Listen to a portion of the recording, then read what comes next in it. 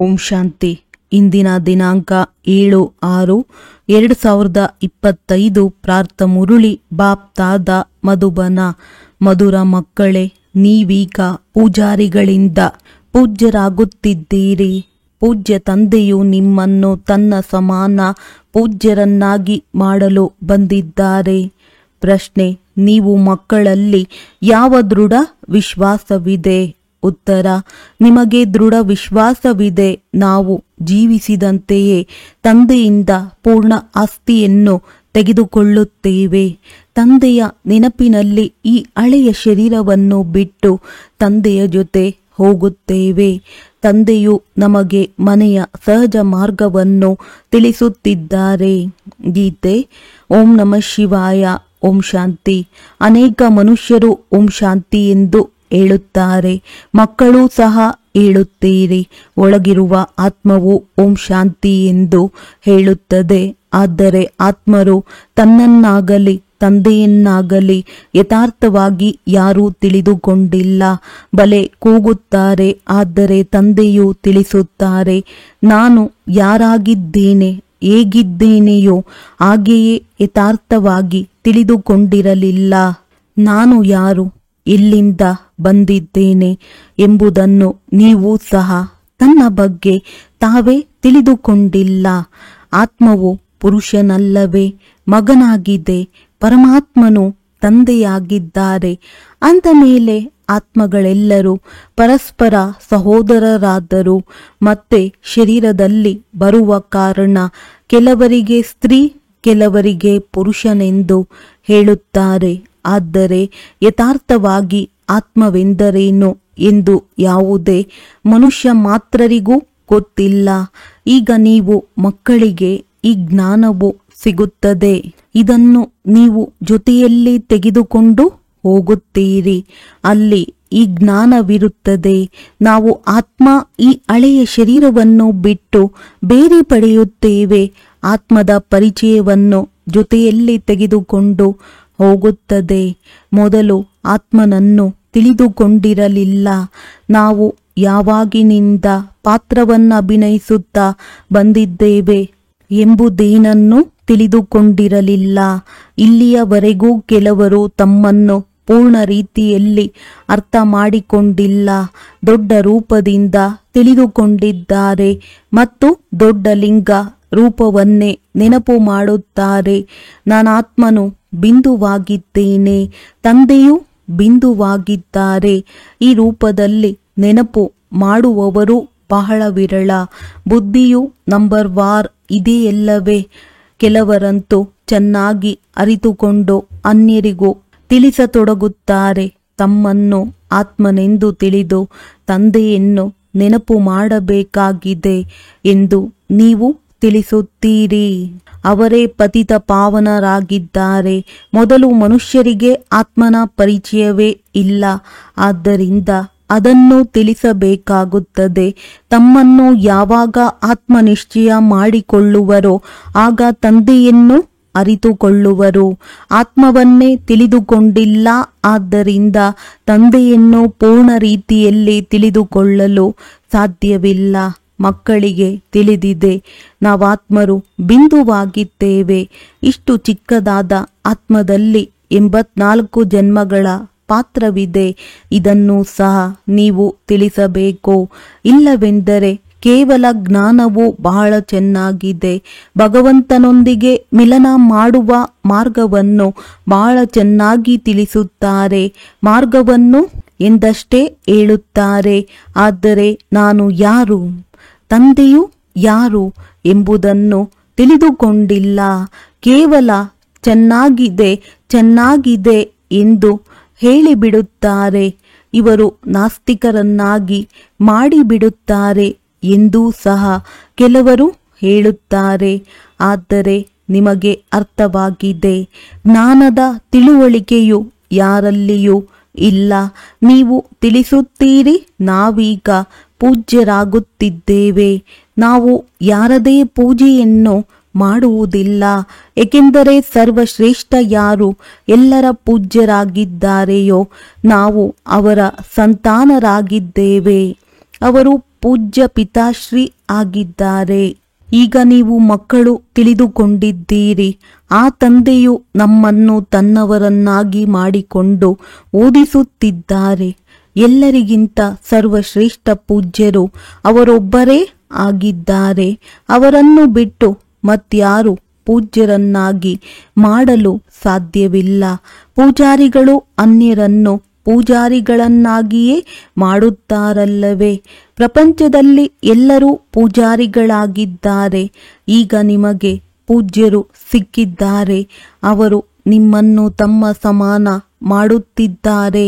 ನಿಮ್ಮಿಂದ ಪೂಜೆಯನ್ನು ಬಿಡಿಸಿದ್ದಾರೆ ಮತ್ತು ತನ್ನ ಜೊತೆ ಕರೆದುಕೊಂಡು ಹೋಗುತ್ತಾರೆ. ಇದು ಚೀಚಿ ಪ್ರಪಂಚವಾಗಿದೆ, ಮೃತ್ಯು ಲೋಕವಾಗಿದೆ. ಯಾವಾಗ ರಾವಣ ರಾಜ್ಯವಾಗುವುದೋ ಆಗಲೇ ಭಕ್ತಿಯು ಪ್ರಾರಂಭವಾಗುತ್ತದೆ. ಪೂಜ್ಯರಿಂದ ಪೂಜಾರಿಗಳಾಗಿ ಬಿಡುತ್ತಾರೆ. ಮತ್ತೆ ಪೂಜಾರಿಗಳಿಂದ ಪೂಜ್ಯರನ್ನಾಗಿ ಮಾಡಲು ತಂದೆಯು ಬರಬೇಕಾಗುತ್ತದೆ. ನೀವೀಗ ಪೂಜ್ಯ ದೇವತೆಗಳಾಗುತ್ತಿದ್ದೀರಿ. ಆತ್ಮವು ಶರೀರದ ಮೂಲಕ ಪಾತ್ರವನ್ನಭಿನಯಿಸುತ್ತದೆ. ತಂದೆಯು ಆತ್ಮವನ್ನು ಪವಿತ್ರವನ್ನಾಗಿ ಮಾಡಲು ನಮ್ಮನ್ನು ಪೂಜ್ಯ ದೇವತೆಯನ್ನಾಗಿ ಮಾಡುತ್ತಿದ್ದಾರೆ. ಆದ್ದರಿಂದ ನೀವು ಮಕ್ಕಳಿಗೆ ಯುಕ್ತಿಯನ್ನು ತಿಳಿಸಿದ್ದಾರೆ. ತಂದೆಯನ್ನು ನೆನಪು ಮಾಡಿದರೆ ನೀವು ಪೂಜಾರಿಗಳಿಂದ ಪೂಜ್ಯರಾಗುತ್ತೀರಿ. ಏಕೆಂದರೆ ಆ ತಂದೆಯು ಸರ್ವರ ಪೂಜ್ಯನಾಗಿದ್ದಾರೆ. ಯಾರು ಅರ್ಧಕಲ್ಪ ಪೂಜಾರಿಯಾಗುತ್ತಾರೆಯೋ ಅವರೇ ನಂತರ ಅರ್ಧಕಲ್ಪ ಪೂಜ್ಯರಾಗುತ್ತಾರೆ. ಇದು ಸಹ ಡ್ರಾಮಾದಲ್ಲಿ ಪಾತ್ರವಿದೆ. ಡ್ರಾಮಾದ ಆದಿ ಮಧ್ಯ ಅಂತ್ಯವನ್ನು ಯಾರೂ ತಿಳಿದುಕೊಂಡಿಲ್ಲ. ಈಗ ತಂದೆಯ ಮೂಲಕ ನೀವು ತಿಳಿದುಕೊಂಡಿದ್ದೀರಿ ಮತ್ತು ಅನ್ಯರಿಗೂ ತಿಳಿಸುತ್ತೀರಿ. ಮೊಟ್ಟ ಮೊದಲು ಇದೇ ಮುಖ್ಯ ಮಾತನ್ನು ತಿಳಿಸಿ ತಮ್ಮನ್ನು ಆತ್ಮಬಿಂದು ಎಂದು ತಿಳಿಯಿರಿ. ಆತ್ಮದ ತಂದೆ ನಿರಾಕಾರನಾಗಿದ್ದಾರೆ. ಆ ಜ್ಞಾನ ಸಂಪೂರ್ಣರೇ ಬಂದು ಓದಿಸುತ್ತಾರೆ. ಮತ್ತೆ ಸೃಷ್ಟಿಯ ಆದಿ ಮಧ್ಯ ಅಂತ್ಯದ ರಹಸ್ಯವನ್ನು ತಿಳಿಸುತ್ತಾರೆ. ತಂದೆಯು ಒಂದೇ ಬಾರಿ ಬರುತ್ತಾರೆ. ಮತ್ತೆ ಅದನ್ನರಿತುಕೊಳ್ಳುವುದು ಸಹ ಒಂದೇ ಬಾರಿ. ಹಾಗೂ ಅವರು ಸಂಗಮ ಯುಗದಲ್ಲಿಯೇ ಬರುತ್ತಾರೆ. ಹಳೆಯ ಪತಿತ ಪ್ರಪಂಚವನ್ನು ಪಾವನವನ್ನಾಗಿ ಮಾಡುತ್ತಾರೆ. ಈಗ ತಂದೆಯು ನಾಟಕದನುಸಾರ ಬಂದಿದ್ದಾರೆ. ಇದೇನು ಹೊಸ ಮಾತಲ್ಲ. ಕಲ್ಪ ಕಲ್ಪವೂ ಇದೇ ರೀತಿ ಬರುತ್ತೇನೆ. ಇದರಲ್ಲಿ ಒಂದು ಕ್ಷಣವೂ ಹಿಂದೆ ಮುಂದೆ ಆಗಲು ಸಾಧ್ಯವಿಲ್ಲ. ನೀವು ಮಕ್ಕಳ ಹೃದಯದಲ್ಲಿ ಇದು ಭಾಸವಾಗುತ್ತದೆ. ಅವಶ್ಯವಾಗಿ ತಂದೆಯು ನವಾತ್ಮಗಳಿಗೆ ಸತ್ಯ ಜ್ಞಾನವನ್ನು ಕೊಡುತ್ತಿದ್ದಾರೆ. ಮತ್ತೆ ಕಲ್ಪದ ನಂತರವೂ ಸಹ ತಂದೆಯು ಬರಬೇಕಾಗುವುದು. ತಂದೆಯ ಮೂಲಕ ಈ ಸಮಯದಲ್ಲಿ ಏನನ್ನು ತಿಳಿದುಕೊಂಡಿದ್ದೇವೆಯೋ ಅದನ್ನು ಮತ್ತೆ ಕಲ್ಪದ ನಂತರವೂ ತಿಳಿದುಕೊಳ್ಳುತ್ತೇವೆ. ಇದನ್ನು ತಿಳಿದುಕೊಂಡಿದ್ದೀರಿ. ಈಗ ಹಳೆಯ ಪ್ರಪಂಚದ ವಿನಾಶವಾಗುವುದು ಮತ್ತು ನಾವು ಸತ್ಯಯುಗದಲ್ಲಿ ಬಂದು ಪಾತ್ರವನ್ನಭಿನಯಿಸುತ್ತೇವೆ. ಸತ್ಯಯುಗಿ ಸ್ವರ್ಗವಾಸಿಗಳಾಗುತ್ತೇವೆ. ಇದಂತೂ ಬುದ್ಧಿಯಲ್ಲಿ ನೆನಪಿದೆಯಲ್ಲವೇ? ನೆನಪಿದ್ದಾಗ ಖುಷಿಯೂ ಇರುತ್ತದೆ. ಇದು ವಿದ್ಯಾರ್ಥಿ ಜೀವನವಾಗಿದೆ. ನಾವು ಸ್ವರ್ಗವಾಸಿಗಳಾಗಲು ಓದುತ್ತಿದ್ದೇವೆ. ವಿದ್ಯಾಭ್ಯಾಸವು ಪೂರ್ಣವಾಗುವವರೆಗೆ ಈ ಖುಷಿಯು ಸ್ಥಿರವಾಗಿರಬೇಕು. ತಂದೆಯು ತಿಳಿಸುತ್ತಲೇ ಇರುತ್ತಾರೆ. ಯಾವಾಗ ವಿನಾಶಕ್ಕಾಗಿ ಎಲ್ಲ ಸಾಮಗ್ರಿಗಳು ತಯಾರಾಗುವವೋ ಆಗ ನಿಮ್ಮ ವಿದ್ಯಾಭ್ಯಾಸವು ಮುಕ್ತಾಯವಾಗುವುದು. ಆಗ ಅವಶ್ಯವಾಗಿ ಬೆಂಕಿ ಬೀಳುವುದಿದೆ ಎಂದು ನಿಮಗೆ ಅರ್ಥವಾಗುತ್ತದೆ. ತಯಾರಿಗಳಂತೂ ಆಗುತ್ತಿರುತ್ತದೆ ಎಲ್ಲವೇ? ಪರಸ್ಪರ ಎಷ್ಟೊಂದು ದ್ವೇಷಿಗಳಾಗುತ್ತಿರುತ್ತಾರೆ. 4 ಕಡೆ ಭಿನ್ನ ಭಿನ್ನ ಪ್ರಕಾರದ ಸೈನ್ಯಗಳಿವೆ. ಎಲ್ಲರೂ ಒಡೆದಾಡುವುದಕ್ಕಾಗಿ ತಯಾರಾಗುತ್ತಾ ಇರುತ್ತಾರೆ. ಯಾವುದಾದರೊಂದು ಇಂತಹ ತೊಡಕುಂಟು ಮಾಡುತ್ತಾರೆ. ಅದರಿಂದ ಅವಶ್ಯವಾಗಿ ಯುದ್ಧವಾಗುವುದು. ಕಲ್ಪದ ಇಂದಿನಂತೆ ವಿನಾಶವಂತೂ ಆಗಲೇಬೇಕಾಗಿದೆ. ನೀವು ಮಕ್ಕಳು ನೋಡುತ್ತೀರಿ. ಮೊದಲೂ ಸಹ ಮಕ್ಕಳು ನೋಡಿದ್ದೀರಿ. ಒಂದು ಕಿಡಿಯಿಂದ ಎಷ್ಟೊಂದು ಯುದ್ಧವಾಗಿತ್ತು. ಒಬ್ಬರು ಇನ್ನೊಬ್ಬರನ್ನು ಎದುರಿಸುತ್ತಾ ಇರುತ್ತಾರೆ. ಈ ರೀತಿ ಮಾಡಿ ಇಲ್ಲವೆಂದರೆ ನಾವು ಈ ಬಾಂಬನ್ನು ಹಾಕಿಬಿಡುತ್ತೇವೆ ಎಂದು. ಮೃತ್ಯುವು ಸನ್ಮುಖದಲ್ಲಿ ಬಂದಾಗ ಅವರು ಆ ಕೆಲಸವನ್ನು ಮಾಡದೇ ಇರಲು ಸಾಧ್ಯವೇ ಆಗುವುದಿಲ್ಲ. ಮೊದಲು ಸಹ ಯುದ್ಧವಾಗಿತ್ತು, ಆಗ ಬಾಂಬುಗಳನ್ನು ಹಾಕಿದ್ದರು. ವಿಧಿಯಲ್ಲವೇ? ಈಗಂತೂ ಸಾವಿರಾರು ಬಾಂಬುಗಳಿವೆ. ನೀವು ಮಕ್ಕಳು ಇದನ್ನು ಅವಶ್ಯವಾಗಿ ತಿಳಿಸಬೇಕು. ಈಗ ಎಲ್ಲರನ್ನೂ ಹಿಂತಿರುಗಿ ಕರೆದುಕೊಂಡು ಹೋಗಲು ತಂದೆಯೇ ಬಂದಿದ್ದಾರೆ. ಏ ಪತಿತ ಪಾವನ, ಬನ್ನಿ ಈ ಚೀಚಿ ಪ್ರಪಂಚದಿಂದ ಪಾವನ ಪ್ರಪಂಚಕ್ಕೆ ಕರೆದುಕೊಂಡು ಹೋಗಿ ಎಂದು ಎಲ್ಲರೂ ಕೂಗುತ್ತಿದ್ದಾರೆ. ನೀವು ಮಕ್ಕಳು ತಿಳಿದುಕೊಂಡಿದ್ದೀರಿ, ಪಾವನ ಪ್ರಪಂಚಗಳು ಎರಡು ಇವೆ, ಮುಕ್ತಿ ಮತ್ತು ಜೀವನ್ಮುಕ್ತಿ. ಎಲ್ಲ ಆತ್ಮಗಳು ಪವಿತ್ರರಾಗಿ ಮುಕ್ತಿಧಾಮಕ್ಕೆ ಹೊರಟು ಹೋಗುತ್ತಾರೆ. ಈ ದುಃಖಧಾಮದ ವಿನಾಶವಾಗುತ್ತದೆ. ಇದಕ್ಕೆ ಮೃತ್ಯು ಲೋಕವೆಂದು ಹೇಳುತ್ತಾರೆ. ಮೊದಲು ಅಮರಲೋಕವಾಗಿತ್ತು.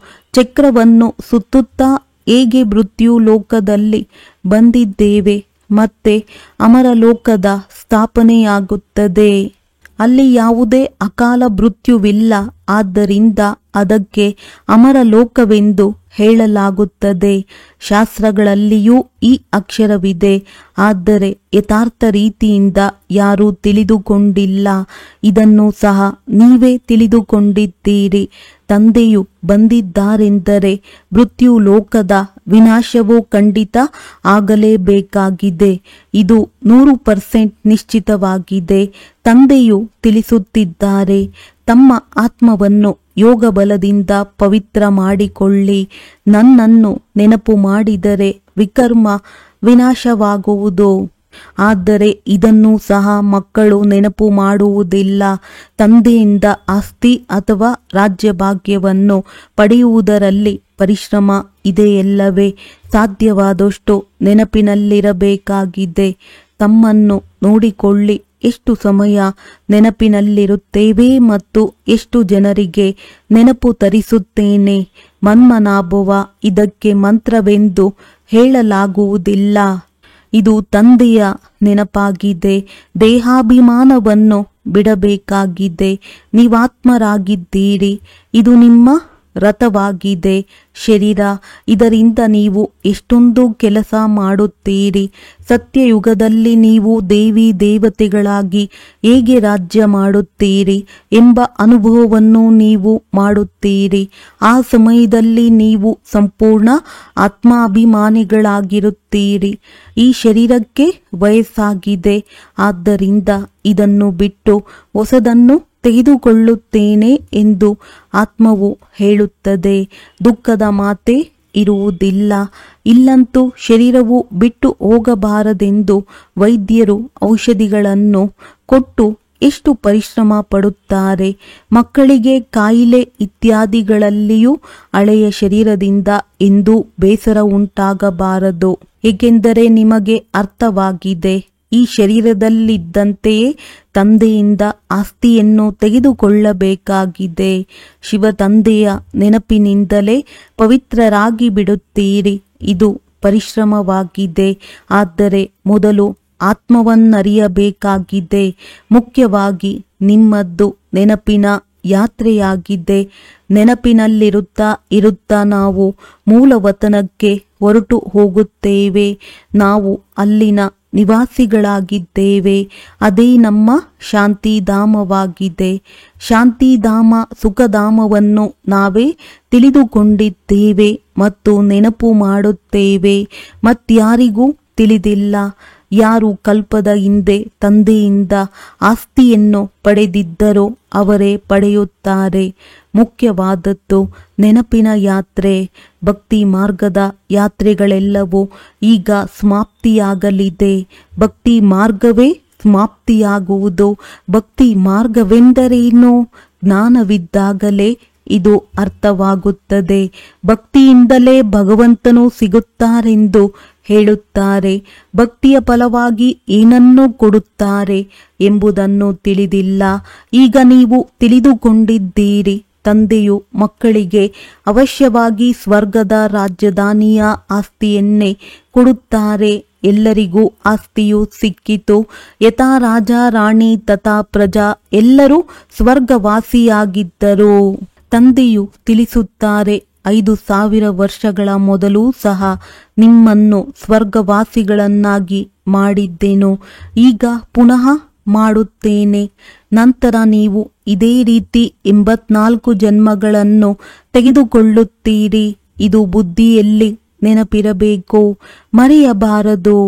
ಸೃಷ್ಟಿಯ ಆದಿ ಮಧ್ಯ ಅಂತ್ಯದ ಯಾವ ಜ್ಞಾನವು ತಂದೆಯ ಬಳಿ ಇದೆಯೋ ಅದು ಮಕ್ಕಳ ಬುದ್ಧಿಯಲ್ಲಿ ಅನಿಯುತ್ತಿರುತ್ತದೆ. ನಾವು ಹೇಗೆ 84 ಜನ್ಮಗಳನ್ನು ತೆಗೆದುಕೊಳ್ಳುತ್ತೇನೆ. ಈಗ ಮತ್ತೆ ತಂದೆಯಿಂದ ಆಸ್ತಿಯನ್ನು ತೆಗೆದುಕೊಳ್ಳುತ್ತೇವೆ. ಅನೇಕ ಬಾರಿ ತಂದೆಯಿಂದ ಆಸ್ತಿಯನ್ನು ಪಡೆದಿದ್ದೇವೆ. ತಂದೆಯು ತಿಳಿಸುತ್ತಾರೆ, ಹೇಗೆ ತೆಗೆದುಕೊಂಡಿದ್ದೀರೋ ಅದೇ ರೀತಿ ಪುನಃ ತೆಗೆದುಕೊಳ್ಳಿ. ತಂದೆಯು ಎಲ್ಲರಿಗೆ ಓದಿಸುತ್ತಾರೆ. ದೈವಿ ಗುಣಗಳನ್ನು ಧಾರಣೆ ಮಾಡಲು ಸಲಹೆಯೂ ಸಿಗುತ್ತಿರುತ್ತದೆ. ತಮ್ಮ ಪರಿಶೀಲನೆ ಮಾಡಿಕೊಳ್ಳಲು ಸಾಕ್ಷಿಯಾಗಿ ನೋಡಬೇಕು. ನಾನು ಇಲ್ಲಿಯವರೆಗೆ ಪುರುಷಾರ್ಥ ಮಾಡಿದ್ದೇನೆ. ನಾವಂತೂ ಬಹಳ ಚೆನ್ನಾಗಿ ಪುರುಷಾರ್ಥ ಮಾಡುತ್ತಿದ್ದೇವೆ ಎಂದು ಕೆಲವರು ತಿಳಿದಿರುತ್ತಾರೆ. ಪ್ರದರ್ಶನಿ ಇತ್ಯಾದಿಯ ವ್ಯವಸ್ಥೆ ಮಾಡುತ್ತಿರುತ್ತೇವೆ. ಆಗಲಾದರೂ ಭಗವಂತ ತಂದೆಯು ಬಂದಿದ್ದಾರೆಂದು ಮನುಷ್ಯರಿಗೆ ತಿಳಿಯಲಿ. ಬಡಪಾಯಿ ಮನುಷ್ಯರೆಲ್ಲರೂ ಘೋರ ನಿದ್ರೆಯಲ್ಲಿದ್ದಾರೆ. ಜ್ಞಾನ ಯಾರಿಗೂ ತಿಳಿಯದೇ ಇರುವುದರಿಂದ ಅವಶ್ಯವಾಗಿ ಭಕ್ತಿಯನ್ನೇ ಶ್ರೇಷ್ಠವೆಂದು ತಿಳಿಯುತ್ತಾರೆ. ಮೊದಲು ನಿಮ್ಮಲ್ಲೂ ಸಹ ಜ್ಞಾನವಿರಲಿಲ್ಲ. ಈಗ ನಿಮಗೆ ತಿಳಿದಿದೆ. ಜ್ಞಾನ ಸಾಗರನು ತಂದೆಯೇ ಆಗಿದ್ದಾರೆ. ಅವರೇ ಭಕ್ತಿಯ ಫಲವನ್ನು ಕೊಡುತ್ತಾರೆ. ಯಾರು ಹೆಚ್ಚು ಭಕ್ತಿಯನ್ನು ಮಾಡಿದ್ದಾರೆಯೋ ಅವರಿಗೆ ಹೆಚ್ಚು ಫಲವು ಸಿಗುವುದು. ಶ್ರೇಷ್ಠ ಪದವಿಯನ್ನು ಪಡೆಯುವುದಕ್ಕಾಗಿ ಅವರೇ ಓದುತ್ತಾರೆ. ಇದೆಲ್ಲ ಎಷ್ಟು ಮಧುರಾತಿ ಮಧುರ ಮಾತುಗಳಾಗಿವೆ. ವೃದ್ಧೆಯರಿಗೂ ಸಹ ಬಹಳ ಸಹಜವಾಗಿ ತಿಳಿಸಿಕೊಡುತ್ತಾರೆ. ತಮ್ಮನ್ನು ಆತ್ಮನೆಂದು ತಿಳಿದು ತಂದೆಯನ್ನು ನೆನಪು ಮಾಡಿ ಶ್ರೇಷ್ಠಾತಿ ಶ್ರೇಷ್ಠ ಭಗವಂತನು ಶಿವನಾಗಿದ್ದಾರೆ. ಶಿವ ಪರಮಾತ್ಮಾಯೇ ನಮಃ ಎಂದು ಹೇಳಲಾಗುತ್ತದೆ. ಈಗ ಅವರೇ ತಿಳಿಸುತ್ತಾರೆ, ನನ್ನೊಬ್ಬನನ್ನೇ ನೆನಪು ಮಾಡುವುದರಿಂದ ನಿಮ್ಮ ವಿಕರ್ಮಗಳು ವಿನಾಶವಾಗುವವು. ಮತ್ಯಾವುದೇ ಕಷ್ಟವನ್ನು ಕೊಡುವುದಿಲ್ಲ. ಮುಂದೆ ಹೋಗುತ್ತಾ ಶಿವ ತಂದೆಯನ್ನೇ ನೆನಪು ಮಾಡಲು ತೊಡಗುತ್ತಾರೆ. ಆಸ್ತಿಯನ್ನಂತೂ ಪಡೆಯಬೇಕಾಗಿದೆ. ಜೀವಿಸಿದಂತೆಯೇ ಆಸ್ತಿಯನ್ನು ಪಡೆದೇ ಪಡೆಯುತ್ತಾರೆ. ಶಿವಬಾಬನ ನೆನಪಿನಲ್ಲಿ ಶರೀರವನ್ನು ಬಿಟ್ಟರೆ ಅವರು ಮತ್ತೆ ಅದೇ ಸಂಸ್ಕಾರವನ್ನು ತೆಗೆದುಕೊಂಡು ಹೋಗುತ್ತಾರೆ. ಸ್ವರ್ಗದಲ್ಲಿ ಅವಶ್ಯವಾಗಿ ಬರುತ್ತಾರೆ. ಆದರೆ ಎಷ್ಟು ಯೋಗವೋ ಅಷ್ಟು ಫಲವು ಸಿಗುವುದು. ಮೂಲ ಮಾತಾಗಿದೆ. ನಡೆದಾಡುತ್ತಾ ತಿರುಗಾಡುತ್ತಾ ಎಷ್ಟು ಸಾಧ್ಯವೋ ಅಷ್ಟು ನೆನಪಿನಲ್ಲಿರಬೇಕಾಗಿದೆ. ತಮ್ಮ ತಲೆ ಮೇಲಿರುವ ಪಾಪದ ಹೊರೆಯನ್ನು ಇಳಿಸಿಕೊಳ್ಳಬೇಕಾಗಿದೆ. ಇದಕ್ಕಾಗಿ ಕೇವಲ ನೆನಪು ಮಾಡಬೇಕು ಅಷ್ಟೇ. ಮತ್ಯಾವುದೇ ಕಷ್ಟವನ್ನು ತಂದೆಯು ಕೊಡುವುದಿಲ್ಲ. ಏಕೆಂದರೆ ತಂದೆಗೆ ಗೊತ್ತಿದೆ, ಅರ್ಧ ಕಲ್ಪದಿಂದ ಮಕ್ಕಳು ಬಹಳ ಕಷ್ಟವನ್ನು ನೋಡಿದ್ದೀರಿ. ಆದ್ದರಿಂದಲೇ ನಾನೀಗ ಆಸ್ತಿಯನ್ನು ತೆಗೆದುಕೊಳ್ಳುವ ಸಹಜ ಮಾರ್ಗವನ್ನು ತಿಳಿಸಲು ಬಂದಿದ್ದೇನೆ. ಕೇವಲ ತಂದೆಯನ್ನು ನೆನಪು ಮಾಡಿ. ಮೊದಲು ಸಹ ನೆನಪು ಮಾಡುತ್ತಿದ್ದೀರಿ, ಆದರೆ ಆಗ ಯಾವುದೇ ಜ್ಞಾನವಿರಲಿಲ್ಲ. ಈಗ ತಂದೆಯು ಈ ರೀತಿ ನೆನಪು ಮಾಡಿದರೆ ನಿಮ್ಮ ವಿಕರ್ಮಗಳು ವಿನಾಶವಾಗುವವು ಎಂಬ ಜ್ಞಾನವನ್ನು ಕೊಟ್ಟಿದ್ದಾರೆ. ಬಲೆ ಶಿವನ ಭಕ್ತಿಯನ್ನು ಪ್ರಪಂಚದಲ್ಲಿ ಬಹಳಷ್ಟು ಮಾಡುತ್ತಾರೆ, ಆದರೆ ಪರಿಚಯ ರಹಿತ. ಈ ಸಮಯದಲ್ಲಿ ತಂದೆಯು ತಾನೇ ಬಂದು ಪರಿಚಯ ಕೊಡುತ್ತಾರೆ. ನನ್ನನ್ನು ನೆನಪು ಮಾಡಿ. ನಾವೀಗ ಚೆನ್ನಾಗಿ ಅರ್ಥ ಮಾಡಿಕೊಂಡಿದ್ದೇವೆ ಎಂದು ನೀವು ತಿಳಿದಿದ್ದೀರಿ. ಪಾಪ್ ದಾದಾರವರ ಬಳಿ ಹೋಗುತ್ತೇವೆಂದು ಹೇಳುತ್ತೀರಿ. ತಂದೆಯು ಈ ಭಗೀರಥನನ್ನು ಆಧಾರವಾಗಿ ತೆಗೆದುಕೊಂಡಿದ್ದಾರೆ. ಭಗೀರಥನು ಪ್ರಸಿದ್ಧವಾಗಿದ್ದಾರೆ. ಇವರ ಮೂಲಕ ತಂದೆಯು ಜ್ಞಾನವನ್ನು ತಿಳಿಸುತ್ತಾರೆ. ಇದು ಸಹ ನಾಟಕದಲ್ಲಿ ನಿಗದಿ ಇದೆ. ಕಲ್ಪಕಲ್ಪವೂ ಈ ಭಾಗ್ಯಶಾಲಿ ರಥದಲ್ಲಿಯೇ ಬರುತ್ತಾರೆ. ಯಾರನ್ನು ಶ್ಯಾಮ ಸುಂದರನೆಂದು ಹೇಳುತ್ತಿದ್ದರೋ ಅವರೇ ಇವರಾಗಿದ್ದಾರೆಂದು ನಿಮಗೆ ತಿಳಿದಿದೆ. ಮನುಷ್ಯರು ಮತ್ತೆ ಅರ್ಜುನನೆಂದು ಹೆಸರಿಟ್ಟಿದ್ದಾರೆ. ಈಗ ತಂದೆಯು ಮಕ್ಕಳಿಗೆ ಸರಿಯಾದುದನ್ನು ತಿಳಿಸುತ್ತಾರೆ. ಬ್ರಹ್ಮನಿಂದ ವಿಷ್ಣು, ವಿಷ್ಣುವಿನಿಂದ ಬ್ರಹ್ಮ ಹೇಗಾಗುತ್ತಾರೆ? ಮಕ್ಕಳಲ್ಲಿ ತಿಳುವಳಿಕೆ ಇದೆ. ಈಗ ನಾವು ಬ್ರಹ್ಮಪುರಿಯ ನಿವಾಸಿಗಳಾಗಿದ್ದೇವೆ, ನಂತರ ವಿಷ್ಣುಪುರಿಯವರಾಗುತ್ತೇವೆ. ವಿಷ್ಣುಪುರಿಯಿಂದ ಬ್ರಹ್ಮಪುರಿಗೆ ಬರುವುದರಲ್ಲಿ 84 ಜನ್ಮಗಳು ಹಿಡಿಸುತ್ತವೆ. ಇದನ್ನೂ ಸಹ ಅನೇಕ ಬಾರಿ ತಿಳಿಸಿದ್ದೇನೆ. ಅದನ್ನು ನಾವು ಈಗ ಮತ್ತೆ ಕೇಳುವಿರಿ. ತಂದೆಯು ಆತ್ಮಗಳಿಗೆ ತಿಳಿಸುತ್ತಾರೆ, ಕೇವಲ ನನ್ನೊಬ್ಬನನ್ನೇ ನೆನಪು ಮಾಡಿ, ಆಗ ನಿಮ್ಮ ವಿಕರ್ಮಗಳು ವಿನಾಶವಾಗುತ್ತವೆ. ಅದರಿಂದ ನಿಮಗೆ ಖುಷಿಯೂ ಆಗುತ್ತದೆ. ಇದೊಂದು ಅಂತಿಮ ಜನ್ಮದಲ್ಲಿ ಪವಿತ್ರರಾಗಿರುವುದರಿಂದ ನೀವು ಪವಿತ್ರ ಪ್ರಪಂಚದ ಮಾಲೀಕರಾಗುವಿರಿ. ಅಂದ ಮೇಲೆ ಏಕೆ ಪವಿತ್ರರಾಗಬಾರದು? ನಾವು ಒಬ್ಬ ತಂದೆಯ ಮಕ್ಕಳು, ಬ್ರಹ್ಮ ಕುಮಾರ ಕುಮಾರಿಯರಾಗಿದ್ದೇವೆ. ಆದರೂ ಸಹ ಆ ದೈಹಿಕ ದೃಷ್ಟಿಯನ್ನು ಪರಿವರ್ತನೆ ಮಾಡಿಕೊಳ್ಳುವುದರಲ್ಲಿ ಸಮಯ ಹಿಡಿಸುತ್ತದೆ. ನಿಧಾನವಾಗಿ ಅಂತಿಮದಲ್ಲಿ ಕರ್ಮಾತೀತ ಸ್ಥಿತಿಯು ಬರುವುದು. ಈ ಸಮಯದಲ್ಲಿ ಯಾರದೇ ಕರ್ಮಾತೀತ ಸ್ಥಿತಿಯಾಗುವುದು ಅಸಂಭವವಾಗಿದೆ. ಕರ್ಮಾತೀತ ಸ್ಥಿತಿಯು ಬಂದರೆ ಈ ಶರೀರವು ಇರುವುದಿಲ್ಲ. ಇದನ್ನು ಬಿಡಬೇಕಾಗುತ್ತದೆ. ಯುದ್ಧವಾದಾಗ ಒಬ್ಬ ತಂದೆಯ ನೆನಪೇ ಇರಬೇಕು. ಇದರಲ್ಲಿ ಪರಿಶ್ರಮವಿದೆ.